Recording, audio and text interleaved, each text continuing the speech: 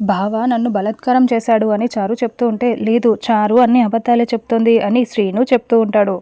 అవును, శ్రీనుపై నాకు నమ్మకం ఉంది. శ్రీను అలాంటి వాడు కాదు అని జానకి, పద్మ శ్రీనుకి సపోర్ట్ చేస్తూ ఉంటారు. నా పక్కన ఆద్య ఉంటేనే నేను చూస్తాను, ఇంకెవరిని చూడను. ఆద్య నన్ను నమ్ము ఆద్య అని శ్రీను కూడా మరీ మరీ చెప్తూ ఉంటే, అవును చారు, నువ్వు చాలా అబద్ధాలు ఆడుతూ ఉంటావు.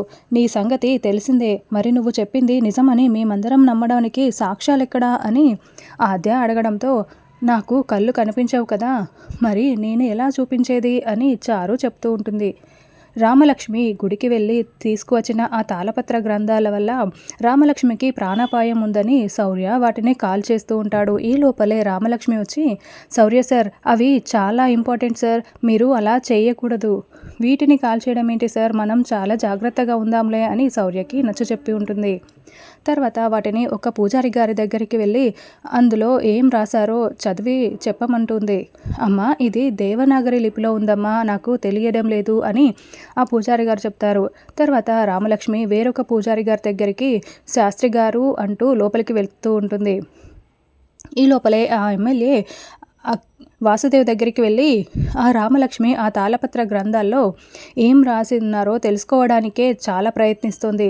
ఆ విషయం కనుక తెలుసుకుందా ఇక అంతే సంగతులు, కాబట్టి మీరు ఏదో ఒకటి చెయ్యండి అని చెప్పడంతో, రే వెళ్ళి ఆ రామలక్ష్మిని అడ్డుకోండిరా, ఆ శాస్త్రి గారిని కూడా చంపేయండి అని వాసుదేవ్ చెప్పడంతో ఒక రౌడీ శాస్త్రి గారి ప్రాణాలు తీయడానికి వచ్చి ఉంటాడు.